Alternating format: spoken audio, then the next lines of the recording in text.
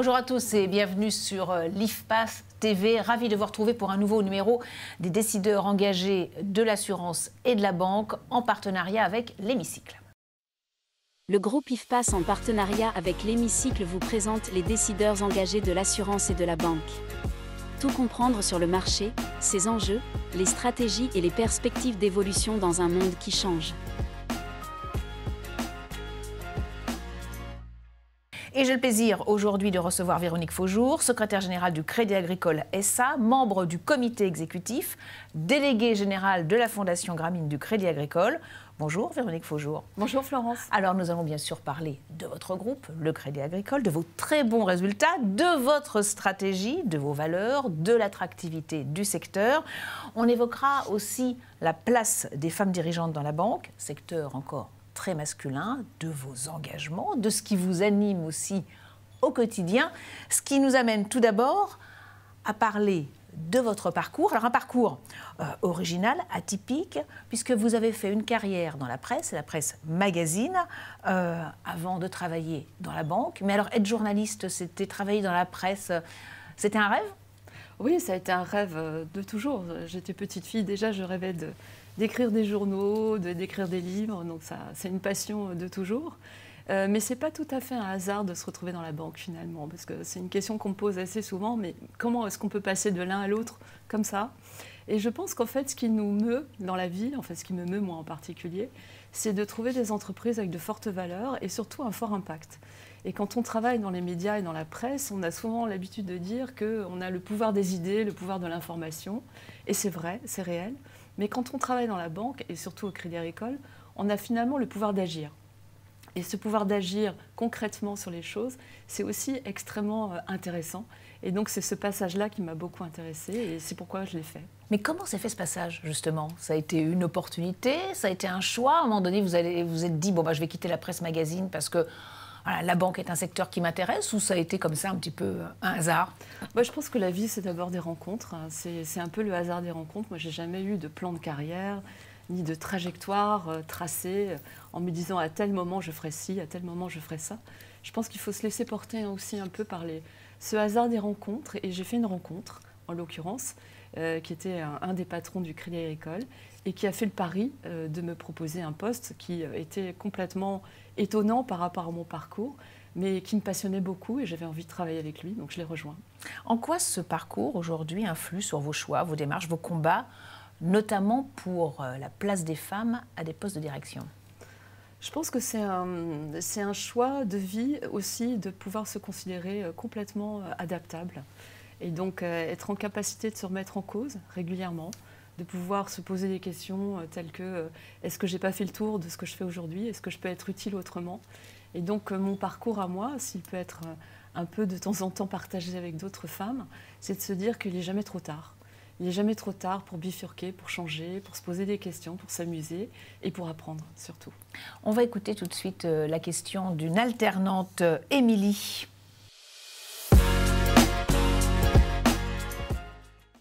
Est-ce difficile pour une femme de se faire une place à un poste de direction? Est-ce plus difficile que pour un homme? Et on voit cette question qui s'affiche. Hein. C'est vraiment ça, là. Ce fameux plafond de verre qui est évoqué par Émilie, qui en a bien conscience alors qu'elle est jeune. Est-ce que c'est toujours plus compliqué pour une femme que pour un homme, notamment dans la banque, qui est un secteur très masculin? Alors c'est une question que je me posais moi déjà quand j'avais l'âge d'Émilie. Donc c'est une question récurrente chez les femmes. Je pense que c'est de moins en moins difficile d'une certaine manière parce qu'on a les quotas aujourd'hui, on a la loi Rixin. Donc on voit bien qu'on est dans un mouvement d'accompagnement de l'essor des femmes dans les postes de direction. Donc je dirais non, c'est pas plus difficile. C'est peut-être plus facile aujourd'hui. Et il faut se saisir cette opportunité quand on est une femme, de cette opportunité des quotas et des lois pour justement pouvoir trouver sa place. Donc je répondrai non à Émilie et c'est pas plus difficile que pour un homme. Ce qui est difficile aujourd'hui pour une femme, c'est pas d'atteindre des postes de direction désormais. Le prochain combat pour moi, c'est la nature des postes qu'on vous confie. Parce que vous pouvez être présente dans un comité de direction à des fonctions assez régaliennes pour les femmes désormais, c'est-à-dire les ressources humaines, la communication, les fonctions de contrôle. On voit bien les femmes positionnées sur ces fonctions-là. Ce qui est plus moteur et motivant désormais, c'est de se dire que les femmes, elles ont aussi des rôles exécutifs dans des business units, dans des opérations d'exécution concrètes de rentabilité. Et donc, c'est ces postes-là aujourd'hui qu'il faut viser dans les postes de direction. Voilà la réponse pour Émilie, qui est une réponse quand même positive. Hein. Oui. Quelle est la politique du Crédit Agricole, justement, en la matière, concernant la place des femmes à des postes de direction? C'est un groupe engagé. On est, rien qu'au COMEX de Crédit Agricole SA, on est 35% de femmes. Je pense que c'est une très belle avancée. Avant l'arrivée du directeur général, qui est Philippe Brassac, je pense qu'on était à moins de 10%. Donc on voit bien l'évolution en très peu de temps, et qui va se prolonger d'ailleurs, puisque l'objectif, c'est vraiment d'arriver à une sorte de parité objective, qui est liée de toute façon à la place naturelle des femmes dans la société. Si je vous entends bien, vous êtes pour la discrimination positive, pour les quotas? Ah, moi, je suis à fond pour les quotas, sans hésiter. Je comprends tout à fait certaines femmes qui s'expriment en disant mais est-ce que je vais être choisie pour mon efficacité et pour mon expertise plus que pour les quotas? Et je dirais, mais peu importe, finalement. Ce qui compte, c'est qu'elles soient choisies tout court. Et donc, l'avancée des quotas est une avancée extraordinaire pour les femmes. Et on voit bien à quel point ça a fait bouger les lignes. Et j'aime beaucoup cette citation de Christine Lagarde, que je répète souvent et qu'on connaît bien désormais. C'est finalement, quand il y a des quotas, on trouve des femmes, et quand il n'y a pas de quotas, on trouve des excuses. Et c'est vraiment ce qu'on ressent aujourd'hui, c'est-à-dire cette avancée très positive dans les entreprises.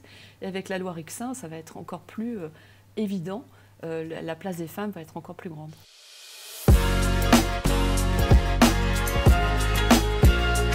On arrive donc au deuxième chapitre de cette interview pour l'attractivité du secteur, pour attirer les jeunes, justement. En fait, on est un secteur attractif. C'est vrai qu'on a, rien qu'au Crédit Agricole, on a à peu près 470 000 CV qui nous arrivent tous les ans, donc c'est quand même considérable. Et je dirais que la banque est attractive. Donc je ne ressens pas ce problème d'attractivité. Il me semble qu'en fait, c'est plutôt mieux informer encore, mieux communiquer encore, notre rôle à nous de faire valoir l'étendue des possibles, le champ des possibles, dans un groupe tel que le Crédit Agricole aujourd'hui, par exemple. Vous n'avez pas de difficulté de recrutement aussi, quand même, sur certains postes? On a toujours des difficultés de recrutement sur certains postes, comme toutes les entreprises, je dirais, puisqu'en fait, on a des pénuries sur certains postes, notamment en digital, en intelligence artificielle, ou encore même dans des métiers de communication auprès de la clientèle et de relations avec la clientèle. Mais je dirais, comme partout, comme dans toutes les entreprises, on a aujourd'hui besoin de montrer l'étendue du champ possible pour les jeunes. Et quand ils arrivent au Crédit Agricole, par exemple, ils ont une chance incroyable. C'est-à-dire que c'est quand même un groupe qui a une étendue très grande de métiers, qui est présent dans 46 pays, qui a une croissance potentielle importante. Et donc, quand vous rentrez au Crédit Agricole quelque part, vous pouvez évoluer et naviguer au fil de vos rencontres et au fil de vos envies. Et au fil de votre aspérité, finalement, vous pouvez vraiment évoluer dans un groupe comme le nôtre. Comment on attire les jeunes aujourd'hui avec ces valeurs de parité, de RSE, etc. C'est un vrai levier d'attractivité? C'est-à-dire qu'aujourd'hui, une entreprise qui n'aurait pas de politique RSE serait boudée par de jeunes actifs? Oui, en fait, d'abord, ce qui compte pour un jeune, c'est sa rémunération, c'est la qualité qu'il va trouver dans son travail, et puis c'est son évolution et sa projection dans l'avenir. Mais c'est vrai que la question de sens, dont on parle beaucoup, est très importante. Et moi, j'ai envie de dire aux jeunes, mais c'est un peu ce qui m'a motivée quand j'ai rejoint la banque, c'est quand même extraordinaire de se dire que vous rentrez dans une entreprise qui a le pouvoir d'agir, justement, sur l'avenir de la société. Et quand vous êtes vous-même en capacité de faire bouger les lignes, c'est ça le sens. C'est votre capacité à accompagner les évolutions sociétales et donc à les faire bouger dans le sens d'un meilleur avenir, d'un meilleur futur, d'un meilleur long terme pour tous. Et ça, je dirais, c'est la meilleure preuve de sens qu'on puisse offrir à des jeunes.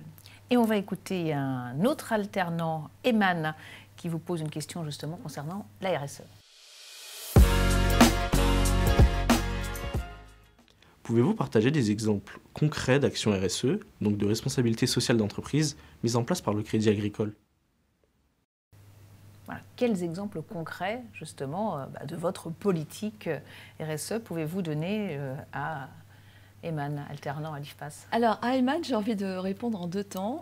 D'abord, un premier temps pour lui expliquer pourquoi, depuis plus d'un siècle, en fait, on est déjà une entreprise de RSE. Parce qu'en fait, on a été créé nativement au Crédit Agricole pour répondre à des enjeux de transformation sociétale. C'était le cas, par exemple, aux agriculteurs qui étaient complètement pauvres et démunis au début du siècle et qui avaient besoin d'emprunter. Et le Crédit Agricole s'est constitué comme ça, pour accompagner la modernisation de l'agriculture. Donc, de cette intention sociétale de départ, on a toujours été là, finalement. Et pour moi, la meilleure preuve de RSE, c'est d'être complètement intégré dans la politique du Crédit Agricole. En fait, ce qui est original chez nous, c'est qu'on n'a pas l'activité de la banque et puis à côté, la RSE, comme si on était dans les bonnes œuvres du Crédit Agricole. Ce n'est pas du tout le cas. Nous, on considère que la RSE fait partie de notre activité intrinsèque. Et donc, c'est pour ça qu'en fait, on l'intègre nativement dans notre activité. Alors maintenant, des exemples concrets. Tout simplement, j'ai envie de dire à Ayman, nous avons décidé cette année de constituer 2 nouveaux métiers. Pourquoi? Parce qu'en fait, on s'est rendu compte qu'à la fois en matière de santé et en matière de transition énergétique, on avait besoin d'aller plus vite et plus loin encore. Et donc, c'est pour ça qu'en fait, on a créé ces métiers, transition et énergie, pour accompagner l'évolution de l'énergie dans les territoires et devenir nous-mêmes, pourquoi pas, producteurs d'énergie. Et puis sur la santé, face aux déserts médicaux, il y a 15 millions de Français aujourd'hui qui sont dans un désert médical. Et donc on s'est dit, il faut qu'on soit nous-mêmes acteurs pour accompagner l'accès à la santé et faciliter l'accès à la santé. Donc 2 exemples concrets, très volontaristes, mais encore une fois, Ayman, pour nous, la RSE, c'est intégré dans l'activité de la banque. On reviendra justement sur ce rôle d'acteur et pas uniquement de financeur. Mais donc, si je vous entends bien, pas question de faire du greenwashing ou du social washing finalement. Donc, vous êtes vraiment engagé sur des actions très concrètes. Ah oui, et on nous attend là-dessus et c'est notre rôle. Il y a une caisse régionale que je vais citer qui est qui est Champagne-Bourgogne et qui est assez incroyable parce qu'en fait, quand je les ai rencontrés, ils m'ont dit, nous, tu vois, nous, on n'est pas des financeurs de territoire, on est des façonneurs de territoire. Et j'ai trouvé ça formidable parce que finalement, c'est ça intrinsèquement le rôle d'une banque ancrée dans ces territoires, c'est l'aider à se façonner. Et donc la RSE, encore une fois pour nous, c'est vraiment important et intégré. Vous parlez de nouveaux métiers que vous allez créer. Vous travaillez avec des organismes comme l'IFPAS, justement, pour qu'il y ait des formations en face de ces nouveaux métiers? Oui, tout à fait. C'est une de nos préoccupations. On travaille avec l'IFPAS. On a une université interne qui s'appelle l'IFCAM et qui est mobilisée pour ces nouveaux métiers, mais aussi pour l'accompagnement permanent. La formation continue chez nous, c'est un vrai sujet. La banque, c'est très expert. Et on a besoin d'être toujours en tête, finalement, sur ces expertises. Mais on a besoin aussi de se nourrir de tout ce qui se passe autour de nous. Et ça, c'est fondamental. Alors apparemment, c'est un modèle qui fonctionne, puisque vous avez de bons résultats.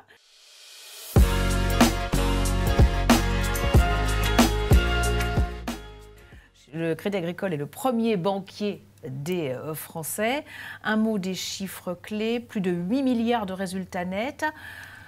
J'ai tendance à dire de très bons résultats, de trop bons résultats. C'est jamais bien perçu quand un banquier gagne trop d'argent. Ça doit être bien perçu quand un banquier gagne de l'argent, une banque en particulier, parce que, en ce qui nous concerne, 2 tiers de nos résultats sont conservés pour être réinvestis dans l'économie. Et c'est ce qui fait qu'en fait, aujourd'hui, on est le premier financeur des territoires, premier financeur de l'économie française, premier contribuable en France d'ailleurs. Et donc, c'est important de se dire que ces résultats-là, pour nous, c'est la capacité aussi d'investissement et de financement de l'économie, telle qu'elle est aujourd'hui et telle qu'elle se présente demain. Donc c'est important que la banque soit en bonne santé pour pouvoir justement continuer son travail de financeur et d'investisseur et de façonneur des territoires.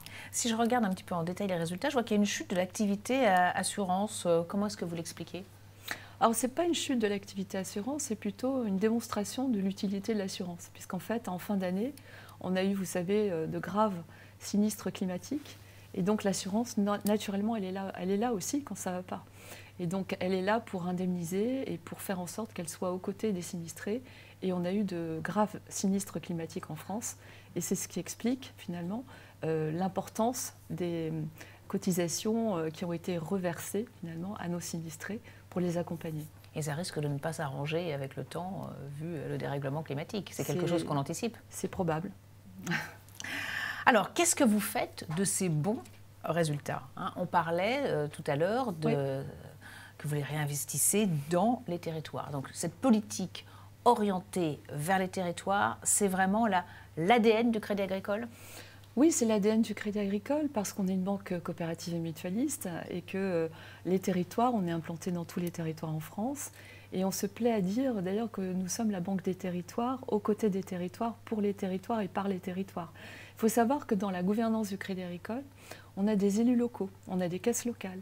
Ces élus locaux, souvent, sont dans les collectivités d'ailleurs locales et connaissent très bien et sont préoccupés et concernés par les territoires. Et donc de cette coopérative, de cette gouvernance de coopérative, très représentative finalement des élus locaux, on en vient à une banque très concernée et très ancrée dans les territoires. Alors justement, comment est-ce que vous travaillez très concrètement avec les collectivités locales ? On a une histoire très longue avec les collectivités locales parce qu'en 2023, on a fêté le centenaire de nos relations avec les collectivités locales, donc 100 ans de relations. Et on travaille étroitement à leur projet. On a eu des débuts, j'aime bien dire à ça, on a eu des débuts électriques avec les collectivités locales, dans le sens propre du terme. Parce qu'en fait, on a commencé avec elles, en début du siècle, à électrifier et à moderniser les campagnes.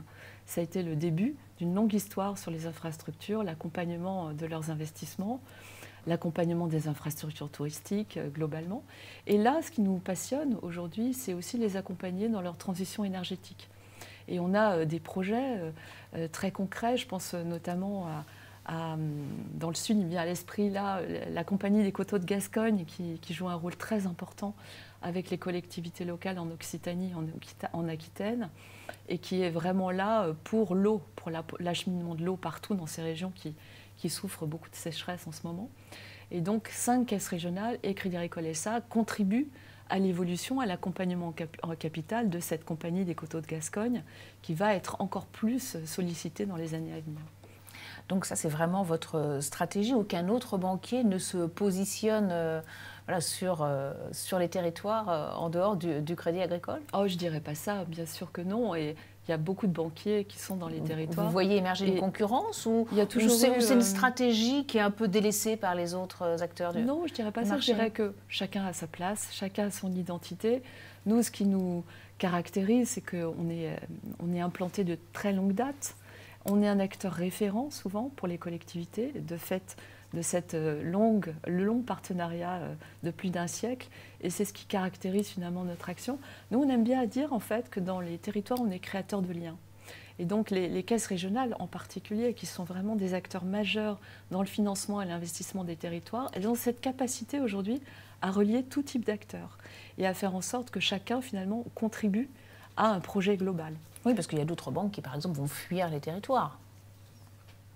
Je ne commenterai pas les stratégies des autres banques. En tout cas, en ce qui nous concerne, c'est important pour nous. C'est d'y rester, et on le disait, d'accompagner les grandes transitions comme vous l'avez toujours fait. On a évoqué le climat, vous nous avez donné un exemple. Il y a aussi la santé. Oui, la santé. Alors, je vous disais tout à l'heure, 15 millions de Français dans des déserts médicaux. On est préoccupés par ça. Et donc, on a créé ce métier, santé et territoire. Mais en fait, la réalité, c'est qu'on est en départ lancé dans la plupart des caisses régionales et des territoires. Il y a déjà beaucoup de choses qui se font en matière de santé. Mais on a senti le besoin, en fait, d'identifier justement 2 types d'accompagnement. Le premier qui est comment on va faire pour faire en sorte que cet accès aux soins soit beaucoup plus facilité notamment. Et là, on travaille sur la télémédecine, sur les nouvelles formes d'associations de professionnels de santé, qu'ils soient médicaux ou paramédicaux dans des maisons de santé. Comment est-ce qu'on fait pour les accompagner et les financer? Et puis aussi, on réfléchit à d'autres formes d'hébergement pour les personnes âgées notamment, dans les territoires. Donc ça, c'est toute une partie d'accès aux soins. Et puis il y a une deuxième partie qui est le bien vieillir. Et ce bien vieillir-là nous préoccupe aussi parce que, vous le savez, on est dans une société qui va accueillir de plus en plus de personnes âgées. Et donc, on se dit, mais comment on fait pour à la fois les aider à rester le plus longtemps possible chez elles, et puis en même temps, quand elles ne peuvent plus être chez elles, comment est-ce qu'on leur donne des structures d'accueil qui font qu'elles sont encore chez elles, mais hors de chez elles. Et ça, c'est tout un chantier d'investissement et de financement, de nouvelles formes d'hébergement aussi, qui sont à l'œuvre. Oui, il y a un gros chantier quand même, oui. Notamment dans la santé, tout simplement à trouver des professionnels de la santé qui voudraient venir s'installer dans les territoires. Et ça, que peut faire le Crédit Agricole sur cette question-là? Nous, ce qu'on peut faire, c'est tout seul, on ne peut pas faire grand-chose, mais justement, en accompagnement des collectivités et des professionnels de santé, nous, ce qu'on peut faire, c'est créer ces fameuses maisons de santé. Et donc, un professionnel aujourd'hui, un généraliste par exemple, il a du mal à s'installer dans un endroit parce qu'il est seul.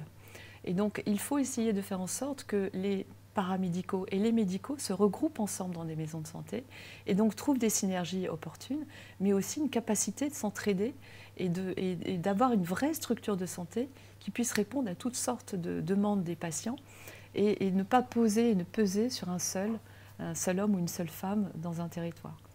On parlait des grandes transitions. Là, le salon de l'agriculture vient de se terminer. Comment est-ce que vous aidez les agriculteurs, eux aussi, à se transformer? Parce qu'avec les changements climatiques, ils vont devoir aussi se transformer et peut-être changer leur agriculture. En fait, la transformation de l'agriculture fait partie de notre projet sociétal. On a un projet sociétal aujourd'hui qui repose sur 3 grands chantiers. Le premier, c'est comment est-ce qu'on va aider l'économie à se décarboner le plus vite possible. Le deuxième, c'est comment est-ce qu'on est un acteur de l'inclusion sociale et notamment auprès des jeunes. Et puis le troisième, c'est comment est-ce qu'on accompagne l'agriculture dans ces transitions. Et toutes les agricultures, j'ai envie de dire. Donc je ne suis pas la mieux à même à en parler parce qu'il y a des personnes bien plus expertes que moi au sein du Crédit Agricole. Mais ce que je peux dire aujourd'hui, c'est que le Crédit Agricole accompagne très concrètement les transitions agricoles et agroalimentaires en créant des fonds. On a créé un fonds d'1 milliard justement pour accompagner ces transitions et créer des véhicules qui vont permettre les investissements nécessaires à sa transformation. On a aussi un accompagnement dédié pour les jeunes agriculteurs, parce qu'un des grands chantiers qui est devant nous, c'est le renouvellement des générations dans les exploitations agricoles. C'est le gros problème, qu'il faut opérer, puisqu'aujourd'hui, quand 3 agriculteurs partent en retraite, il y en a à peine un qui se positionne pour les remplacer, donc c'est quand même pas suffisant. Donc il faut rendre à nouveau ce métier attractif. Il faut faire en sorte qu'on les accompagne et qu'on fasse en sorte qu'ils aient des packages de financement et d'investissement qui leur conviennent pour s'installer. Donc vous voyez qu'on est vraiment au carrefour, évidemment au Crédit Agricole, banque de 8 agriculteurs sur 10, de beaucoup de changements, et on est là pour les accompagner aussi. On parle bien sûr de votre action dans les territoires. Est-ce que l'approche est différenciée en fonction des territoires? Oui, et c'est ça l'originalité aussi du modèle du Crédit Agricole, c'est qu'on a 39 caisses régionales. Et pourquoi on a 39 caisses régionales qui sont des banques de plein exercice? Parce que justement, elles sont bien au cœur de leur territoire et concernées et d'une certaine manière en résonance avec leur territoire. Et donc ce qui peut s'appliquer quelque part à Nord-de-France par exemple, sera assez différent dans la région Nord-Midi-Pyrénées ou en Aquitaine. Donc on voit bien qu'aujourd'hui on a besoin, à des problèmes globaux, on a besoin d'avoir des solutions globales. Et on se plaît souvent à dire que vraiment, souvent les solutions elles viennent des territoires. Et la plupart du temps, d'ailleurs, beaucoup d'innovations émergent des territoires et après font l'objet d'expérimentations plus nationales. Mais en tout cas, ce qui est vraiment important et fondamental pour nous, c'est d'être bien collé à la réalité des territoires et d'y répondre le plus efficacement possible. On va écouter la question d'une autre alternante sur ce que vous trouvez le plus passionnant dans les secteurs de la banque. On va écouter Janine. Quels aspects du secteur de la banque trouvez-vous les plus passionnants et motivants, en particulier pour les jeunes professionnels? Voilà. Alors, quels aspects du secteur de la banque vous trouvez les plus passionnants pour les jeunes professionnels? Vous y avez déjà un peu répondu, hein, mais si on devait condenser tout ça pour Janine, résumer tout ça. Oui. Si je devais convaincre Janine de nous rejoindre en tout cas, je lui dirais que plusieurs choses. La première, c'est que on a une capacité incroyable de métier et de propositions à lui offrir. Donc cet aspect de la banque-là, qui est que vous n'êtes pas enfermé dans une trajectoire de vie, ni dans un métier donné, mais vous pouvez en découvrir beaucoup. Et que ce soit en France ou à l'étranger, peu importe, mais en tout cas, vous avez cette capacité d'ouverture qui est incroyable et qui peut vous amener à faire des choses très variées.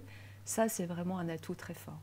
Et la deuxième chose que j'aimerais dire à Janine aussi, et que je ressens très fortement au Crédit Agricole, et je peux le dire d'autant plus que je ne suis pas un pur produit du Crédit Agricole et que je l'observe beaucoup avec beaucoup d'intérêt, c'est que l'ascenseur social au Crédit Agricole fonctionne vraiment. Et que nous ne sommes pas, en tout cas une banque, un groupe, préoccupé ou complètement focalisé sur votre formation d'origine. Bien sûr, ça compte, mais ce n'est pas essentiel. Et donc au Crédit Agricole, on peut trouver des personnes qui sont issues du terrain, et c'est très bien. Moi, j'ai mon ancien patron d'ailleurs, que j'ai rejoint au Crédit Agricole, avait commencé au guichet dans une agence en Anjoumen, Et était très fier d'ailleurs de le dire, il avait raison, parce qu'il avait gravi plusieurs échelons, il s'était retrouvé au COMEX de Crédit Agricole SA. Et parce qu'il avait eu une carrière longue, incroyablement passionnante, en saisissant plein d'opportunités et plein de métiers différents. Il n'avait jamais oublié le contact auprès de la clientèle qu'il avait eu au départ et qu'il avait énormément nourri tout au long de son parcours. Et donc au Crédit Agricole en particulier, vous avez cette capacité-là, non seulement de panorama incroyable, mais aussi on vous prend parce que votre personnalité au départ est intéressante et passionnante. Et on dit souvent au Crédit Agricole, on ne va pas chercher des talents à l'extérieur. Vous savez, on dit souvent ça, oui. On attire les talents, oui. Comment est-ce qu'on fait pour attirer les talents?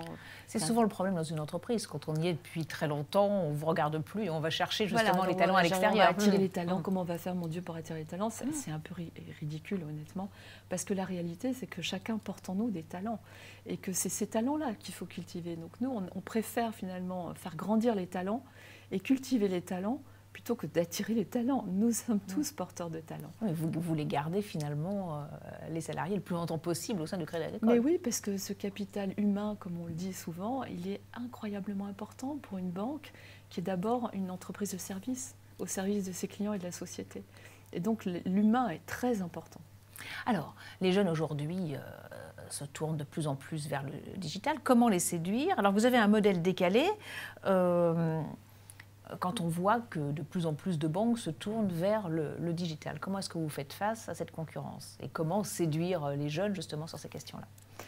En fait, nous, on suit tout simplement la demande des clients et de la société. Donc le digital, c'est une vraie bénédiction. Et on s'en saisit avec beaucoup de bonheur parce que ça apporte énormément de facilité à nos clients.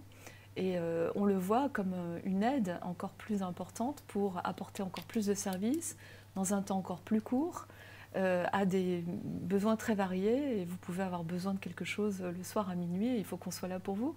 Donc le digital, c'est une réelle opportunité. Mais en fait, pour nous, ce n'est pas le digital contre quelque chose. C'est le digital et la proximité de la relation globale humaine. Et donc c'est cette alliance des deux qui est intéressante. C'est la capacité de pouvoir vous accompagner, vous, parce que parfois vous allez avoir besoin d'un accompagnement en proximité humain, parce que l'humain vous apporte quelque chose, vous posez des questions sur votre retraite, vous posez des questions sur votre investissement immobilier, on va écouter, finalement on va vous prendre dans la situation dans laquelle vous êtes, on va essayer de comprendre qu'est-ce qui vous meut, de quoi vous avez besoin, et donc on va vous proposer toute une palette de solutions possibles. Ça, le digital aujourd'hui aura du mal à mettre en contextualité tout ce que vous avez finalement, vous, comme trajectoire de vie. Et pourtant, ces nouveaux acteurs digitaux, ces banques digitales séduisent de plus en plus de clients, notamment les jeunes. Oui, parce qu'ils séduisent beaucoup par la facilité, la praticité. Donc nous, notre objectif, c'est d'apporter ça. Et d'ailleurs, vous savez, on doit être la première banque digitale en France aujourd'hui parce qu'on a à peu près 108 millions de connexions par mois, ce qui est énorme. Donc en fait, on a déjà cette capacité à vous apporter des services digitaux. Mais pas que, je dirais, et heureusement, on a aussi le reste. Donc par rapport aux besoins des jeunes, je pense que chacun peut trouver sa place. Si les banques digitales trouvent leur place aujourd'hui, c'est très bien. Nous, on considère qu'avec l'arrivée des banques digitales, on a eu un sursaut d'énergie aussi, de modernisation de process et de digitalisation de process au service des clients, qui est très bénéfique, en ce qui nous concerne en tout cas. Donc des concurrents qui vous ont amené à bouger quand même. La concurrence est toujours sain et vertueux, donc c'est parfait. Mais moi, ce que je constate, c'est qu'on n'a pas de manque à gagner aujourd'hui, on n'a pas de carence en termes de recrutement de nouveaux clients. On a recruté, on a à peu près 2 millions de nouveaux clients qui sont arrivés cette année, en 2023, ce qui est très important. Donc on voit bien aujourd'hui que chaque client, finalement, va consommer les produits financiers en fonction de ses besoins de vie. Et nous, on essaye en tout cas de répondre à l'étendue de ses besoins de vie, tout au long de la durée de sa vie d'ailleurs. Et on essaie d'être le plus holistique possible dans cette proposition de la relation globale. C'est Before-Bank, hein, la banque digitale relationnelle. C'est un petit peu ce que vous nous expliquez. Donc on peut faire du digital et du relationnel à la fois, mais est-ce qu'on est rentable ? Oui, on est forcément rentable. Il faut avoir une vision un peu dans la durée, ce qu'on a toujours su faire au Crédit Agricole. La durée, c'est ce qui nous caractérise et il ne faut surtout pas avoir des stratégies de court terme sur ces questions de modèle économique. Mais en tout cas, ce qui est original pour Before-Bank, c'est vraiment cette vision de l'accompagnement, justement, continu. L'originalité aussi de Before-Bank, c'est non seulement d'être aux meilleurs standards digitaux, mais aussi de pouvoir vous proposer un accès à la banque 24/24, 7/7. C'est-à-dire que si vous arrive un pépin, et d'ailleurs, par malchance, c'est souvent le dimanche ou quand vous êtes à l'étranger très loin ou quand tout est fermé, que ça vous arrive. Absolument. Et sinon, ça ne serait pas amusant. Ben voilà, sinon ce ne serait pas drôle. Et donc l'offre de Before Bank, c'est justement de pouvoir vous mettre un conseiller en contact avec vous, au téléphone, enfin, quel que soit le moyen que vous aurez choisi, et qui va pouvoir vous dépatouiller à un moment où vous êtes bien seul finalement avec vos problèmes. Et donc 24/24, 7/7, c'est une vraie innovation de Before Bank. Et puis vous avez racheté aussi Pledge, spécialiste du paiement fractionné. Alors, le paiement fractionné, on en parle beaucoup en ce moment. C'est vraiment une véritable attente des clients? Oui, c'est une utilité, et c'est une utilité à laquelle on veut répondre. On y répondait déjà, et là, ça va être encore plus opérant. Donc oui, on répond à toutes les utilités de nos clients de manière générale.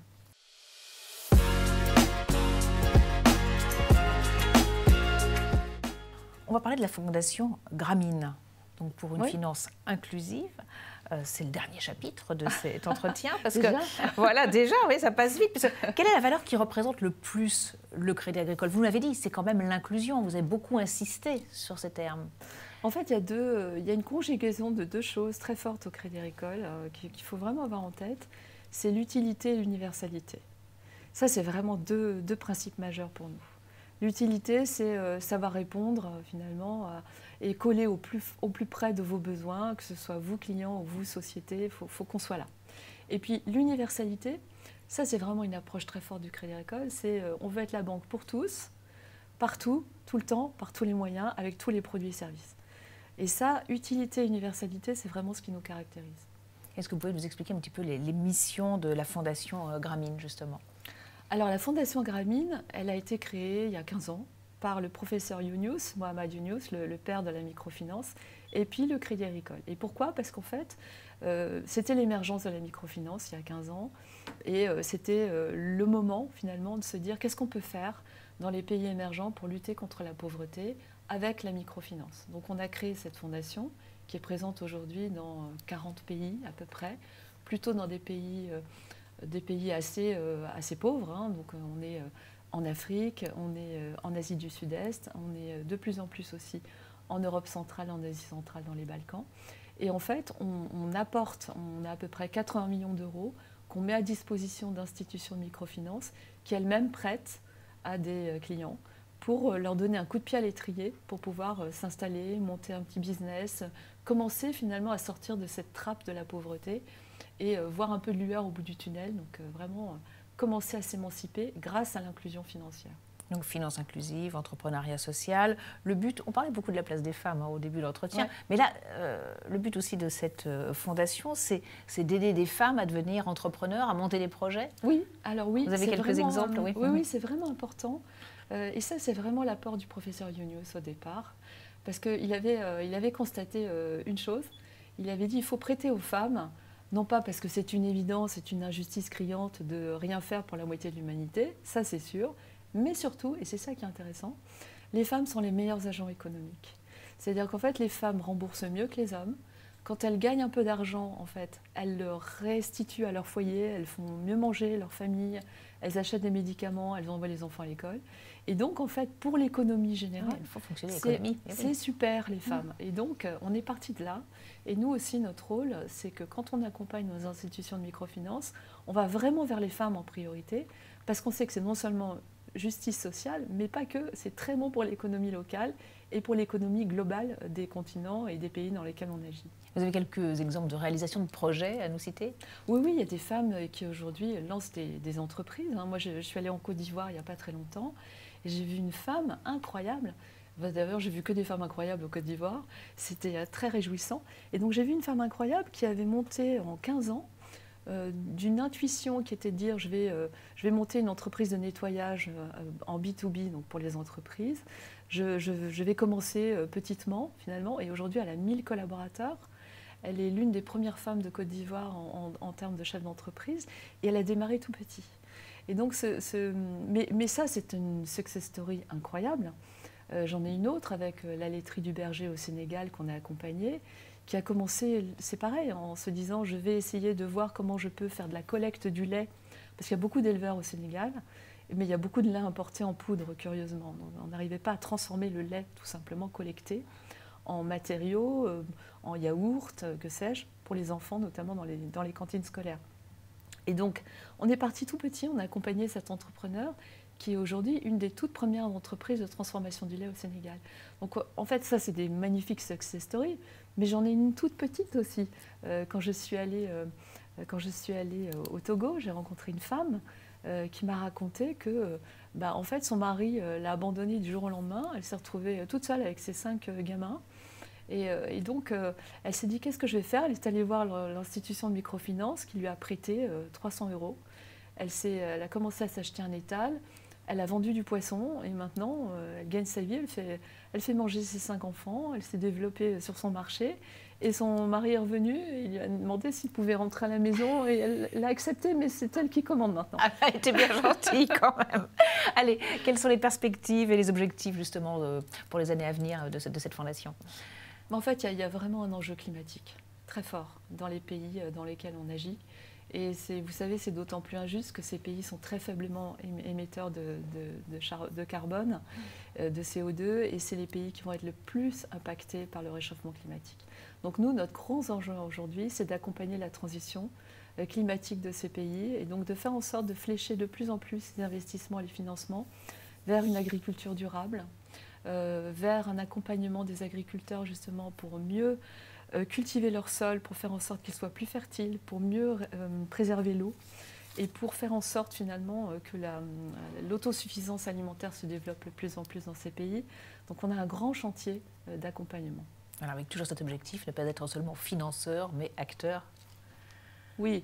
Acteur justement oui, de ces transitions. En capacité d'agir. Merci beaucoup, Véronique Faujour, pour cet entretien passionnant. Merci, Florence.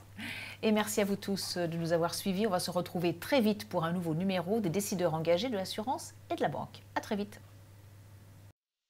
Le groupe IFPAS, en partenariat avec l'Hémicycle, vous présente les décideurs engagés de l'assurance et de la banque. Tout comprendre sur le marché, ses enjeux, les stratégies et les perspectives d'évolution dans un monde qui change.